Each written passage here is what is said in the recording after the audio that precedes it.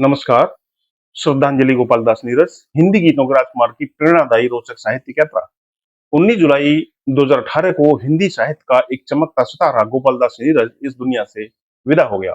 उन्हें गीतों के राजकुमार के रूप में जाना जाता था, जिन्होंने प्रेम, माधुर्य और लय को अपनी कविताओं में इस तरह पिरोया कि वे हर दिल की गहराइयों को छू लेती थीं। उनकी कविताएं और गीत न केवल प्रेम के उत्सव थे, बल्कि सामाजिक संवेदनाओं, गरीबी और मानवीय दुखों की गहरी अभिव्यक्ति भी थे। नीरज की कविताएं उनके जीवन के अनुभवों का आईना थी, जो उन्होंने अपनी सादगी, संवेदनशीलता और साहित्यिक प्रतिभा से सजाया था। इस वीडियो में हम उनकी साहित्यिक यात्रा, उनकी चुनिंदा कविताओं और उनके कुछ फिल्मी गीतों की भावनात्मक व साहित्यिक समीक्षा करेंगे, जो उनके काव्य के बहुआयामी स्वरूप को उजागर करती हैं। प्रारंभिक जीवन, संघर्षों से साहित्य तक। गोपाल दास नीरज का जन्म 4 जनवरी 1925 को उत्तर प्रदेश के इटावा जिले के पुरावली गांव में हुआ था। मात्र 6 वर्ष की आयु में अपने पिता ब्रजकिशोर सक्सेना को खो देने के बाद नीरज को जीवन की कठिनाइयों का सामना करना पड़ा। गरीबी और पारिवारिक जिम्मेदारियों ने उनके किशोरावस्था को बोझिल बना दिया। फिर भी उनकी प्रतिभा ने 1942 में हाई स्कूल की परीक्षा प्रथम श्रेणी में उत्तीर्ण कर उनको नई राह दिखाई। नौकरी की तलाश में उन्होंने कचहरी में टाइपिस्ट से लेकर सिनेमा घर तक में काम किया। बाद में कानपुर, मेरठ और अलीगढ़ के कॉलेजों में अध्यापन किया, लेकिन स्थायी नौकरी उन्हें कभी रास नहीं आई। इन संघर्षों के बीच उनकी कवि प्रतिभा निखरती रही। उनकी कविताएं जीवन के कठोर अनुभवों और प्रेम की कोमल भावनाओं का अनूठा मिश्रण थी। उनकी संवेदनशीलता का एक उदाहरण उनकी पंक्तियों में साफ झलकता है। इसीलिए तो नगर नगर बदनाम हो गए मेरे आंसू, मैं उनका हो गया जिनका कोई पहरेदार नहीं था। ये पंक्तियां उनकी कविता फटी कमीजों के गुण गाए से हैं, जो समाज के वंचित वर्गों के प्रति उनकी गहरी संवेदना को दर्शाती हैं। इस कविता में नीरज ने उन लोगों की आवाज उठाई जिन्हें इतिहास ने उपेक्षित किया। कविता की लय और भावनात्मक गहराई इसे उनकी सबसे प्रभावशाली रचनाओं में से एक बनाती है। काम काव्य सम्मेलनों का चमकता सितारा। नीरज हिंदी कविताओं की वाचिक परंपरा के सबसे बड़े सितारों में से एक थे। उनके काव्य पाठ में एक जादुई आकर्षण था, जो श्रोताओं को मंत्रमुग्ध कर देता था। उनकी सबसे प्रसिद्ध रचना कारवां गुजर गया 7वें दशक में इतनी लोकप्रिय हुई कि कवि सम्मेलनों में श्रोता इसे सुनने की फरमाइश बार बार करते थे।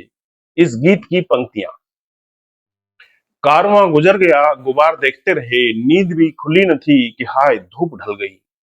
ये पंक्तियां जीवन की नश्वरता और अवसरों के चूक जाने की मार्मिक अभिव्यक्ति हैं। गीत की सादगी और दार्शनिक गहराई ने इसे कालजयी गीत बना दिया। जब यह गीत उनकी पहली फिल्म नई उम्र की नई फसल 1965 में मोहम्मद रफी की आवाज में शामिल हुआ, तो इसकी लोकप्रियता और अधिक बढ़ गई। नीरज ने बाद में इसे कवि सम्मेलनों में कम सुनाया, क्योंकि वे मानते थे कि रफी साहब की आवाज ने इसे एक नया आयाम दे दिया था। फिल्मी गीत, प्रेम और दर्शन का मेल। नीरज ने बॉलीवुड में भी अपनी अमिट छाप छोड़ी। उनके फिल्मी गीत प्रेम, दर्शन और सामाजिक चेतना का अनूठा संगम थे। उनकी कुछ उल्लेखनीय रचनाएं, बस यही अपराध मैं हर बार करता हूं, प्रेम पुजारी 1970। बस यही अपराध मैं हर बार करता हूं, आदमी हूं आदमी को प्यार करता हूं। इस गीत में नीरज ने मानवता और प्रेम की वकालत की है। गीत की सादगी और इसकी यूनिवर्सल अपील ने इसे हर युग में प्रासंगिक बनाए रखा। यह गीत न केवल प्रेम की बात करता है, बल्कि सामाजिक एकता का संदेश भी देता है।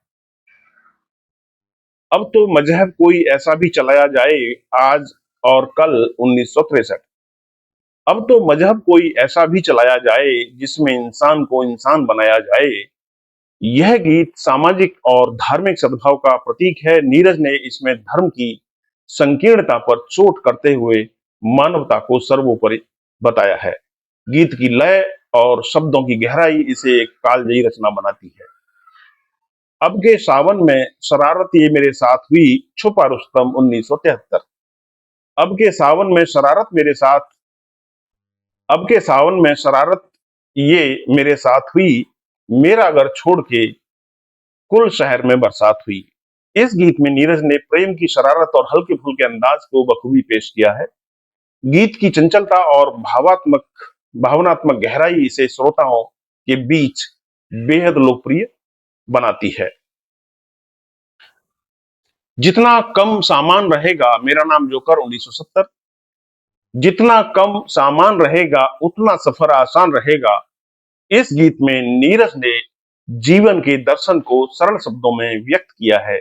यह गीत वैराग्य और जीवन की सादगी का संदेश देता है, जो राज कपूर की फिल्म के थीम के साथ पूरी तरह मेल खाता है।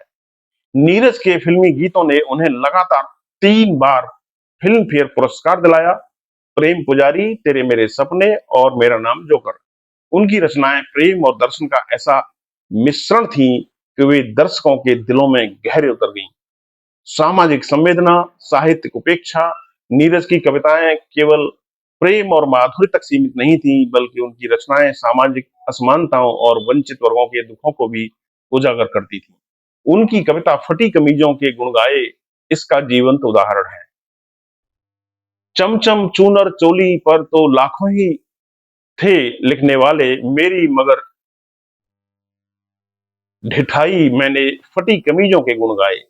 इस कविता में नीरज ने समाज के हाशिए पर रहने वालों के दर्द को अपनी आवाज दी। उनकी यह संवेदनशीलता शायद इसलिए थी क्योंकि वे स्वयं गरीबी और संघर्षों से गुजरे थे। हालांकि उनकी लोकप्रियता के बावजूद हिंदी साहित्य के आलोचकों ने उनकी रचनाओं को गंभीरता से नहीं लिया। उन्हें अक्सर फिल्मी गीतकार का तमगा दिया गया। साहित्यकार के रूप में उनकी उपेक्षा की गई। इस बात का दुख नीरज को जीवन भर रहा। उन्होंने एक बार कहा था, पद लोभी आलोचक कैसे करता दर्द पुरस्कृत मेरा। यह पंक्ति उनकी व्यथा को स्पष्ट रूप से व्यक्त करती है। फिर भी उनकी कविताएं और गीत आज भी काव्य प्रेमियों के बीच जीवित हैं। राजनीतिक प्रयोग, एक कवि का सपना। नीरज का जीवन केवल कविता और गीतों तक ही सीमित नहीं था, बल्कि 1967 में उन्होंने कानपुर से लोकसभा चुनाव भी लड़ा, जिसमें उनका नारा था, राजनीति को पाक साफ करना। धन के अभाव में उन्होंने मित्रों के चंदे पर चुनाव लड़ा और भ्रष्टाचारियों से वोट न देने की अपील की। उनकी सभाओं में भारी भीड़ उमड़ती थी और उन्होंने लगभग 60,000 वोट हासिल किए। हालांकि वे तीसरे स्थान पर रहे, लेकिन उनका यह अनूठा अभियान आज भी कानपुर वासियों के दिलों में बसता है। सम्मान और विरासत, नीरज को उनके साहित्यिक योगदान के लिए कई सम्मान मिले। 1991 में भारत सरकार ने उन्हें पद्मश्री और 2007 में पद्म भूषण से नवाजा।